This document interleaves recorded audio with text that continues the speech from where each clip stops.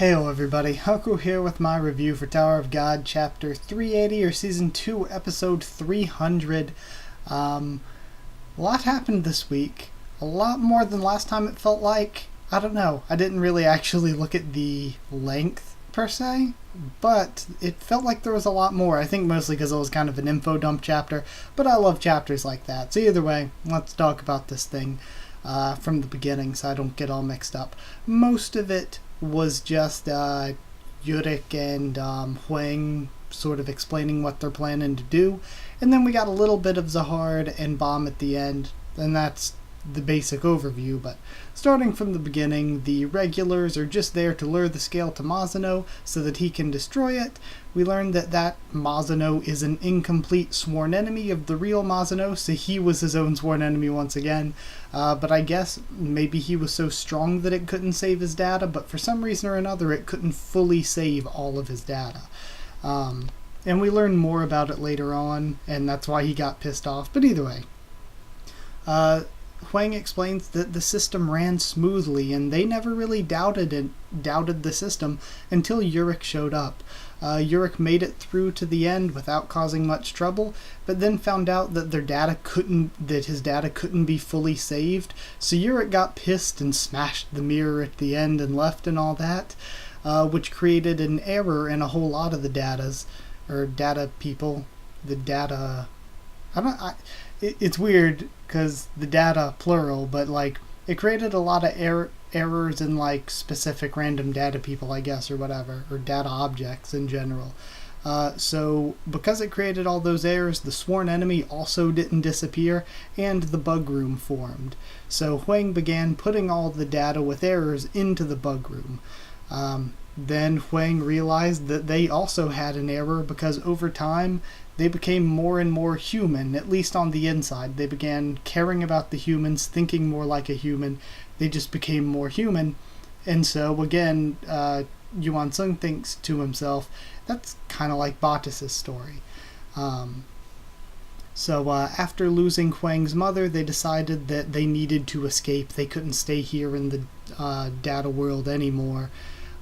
So they theorized that if the scale can turn people into data, the scale should also be able to turn data into people.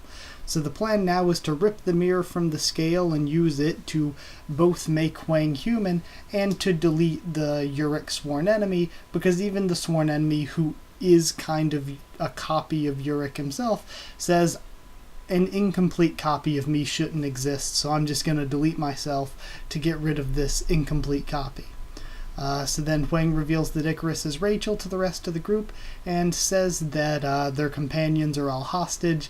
So it's funny because Huang and Yurik are kind of half threatening them to go along with it by using all the companions. Then Huang brings up that Zahard can't monitor the bug room, so that's why Zahard's kind of not clued into all this going on. They then go to the hidden floor, so I realized right after recording the live reaction, I was like, that means Rachel's just hanging around somewhere nearby with this virtual virtual reality helmet on, controlling Icarus, who's also in the same place.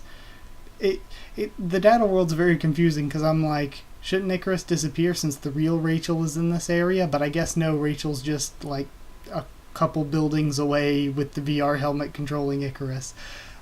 Very, very odd. Then what was next?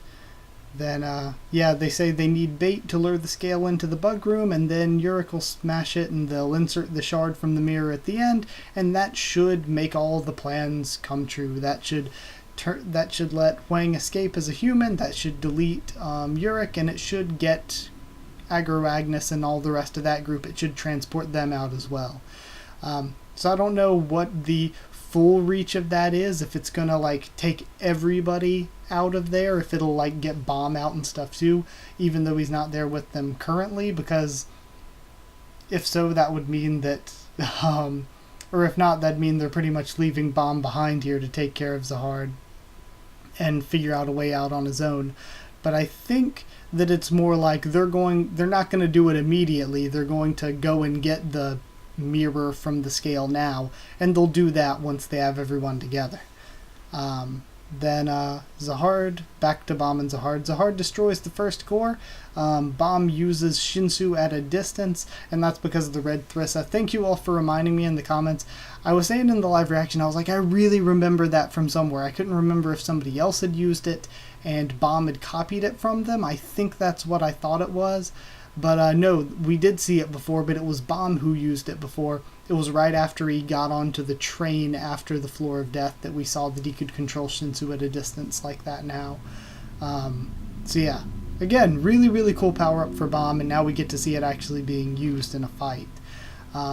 So Bomb and Zahard really face off now, and that's kind of it. They just throw a couple Shinsu blasts at each other, have these really cool standoff panels, and then they're like, okay, hype is up, we're saving it for next week. Also, one thing I kind of skimmed over, but they said that they only need 4 people to be the bait for the scale, and 2 people volunteered, presumably Rachel and Agro Agnes. So yeah, I guess that's about it for that. In the blog, there were a couple good things. Siu brings up that he had a way of doing this whole explanation of everything with Huang and Yurik, but the other way of explaining things would have taken like 2 or 3 chapters, and that would have put the Bomb and Zahard fight off even longer. So he said that he took the risk of going this direction with the explanation just to make it shorter so that it wouldn't take as long and we could get to the Bomb and Zahard fight quicker. He also says that Huang's story is really the story of the Data world, and Data Zahard is foreshadowing for the future Zahard.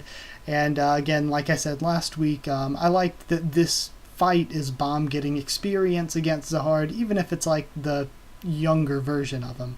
So I like that this is going to have a lot of foreshadowing about the real Zahard later on.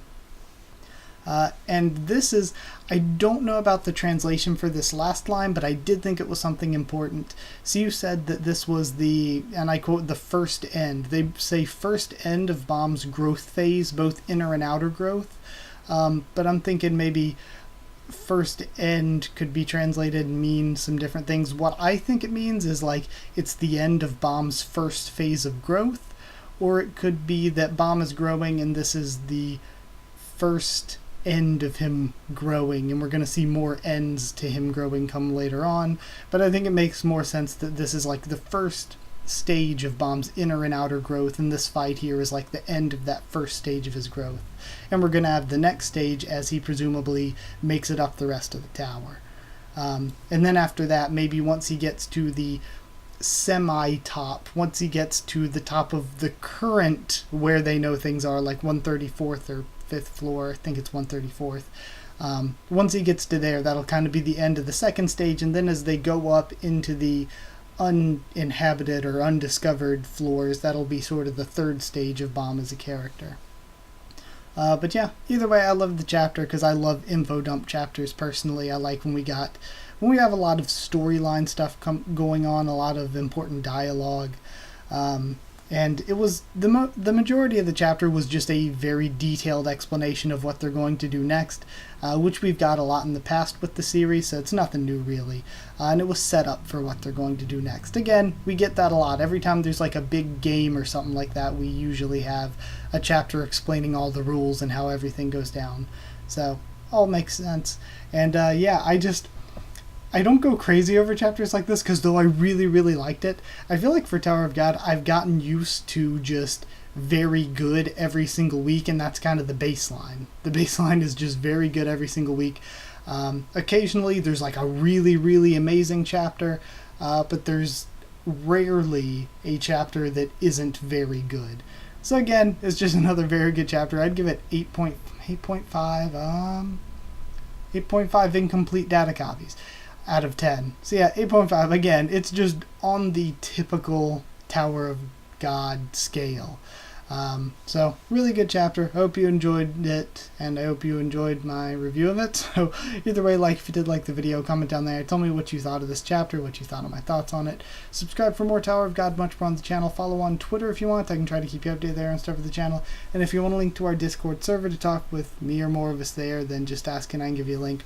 One last thing, if you're still here, hopefully, is that I was originally this Thursday for the sort of top whatever list that I'm starting to do every other Thursday.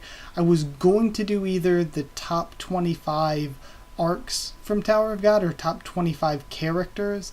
I was going to do one of those two because I said that I would make an updated version because it had been asked for. But what I think I'm going to do is I'm going to wait till we're like between arcs. Like either we're on like a cooldown arc once this hidden floor stuff is over, or if we go on hiatus between arcs or something, like maybe this is just the end of season 2 and we're going to go on a little hiatus before season 3. Whatever the case is, I'm going to wait until we're like on a little break arc really, or on a hiatus before I make those videos, because I feel like it would kind of suck to like make the top 25 arcs right now and then this arc be like really, really good, and I'm like, well, this would have been one of the best if I would have just waited a little bit longer. And same thing with characters, kind of, where I'm like, if I made it right now and this arc really changed my opinion on a bunch of characters, because there is a lot going on with a lot of the characters, then that again, it'd be like, well, I probably should have waited until the arc was over to see where this was going. So I'm going to wait until we're between arcs, like I said, and then I'll make both of those videos. So yeah, that was information on that. Thank you once again for watching, and I'll see you all next time.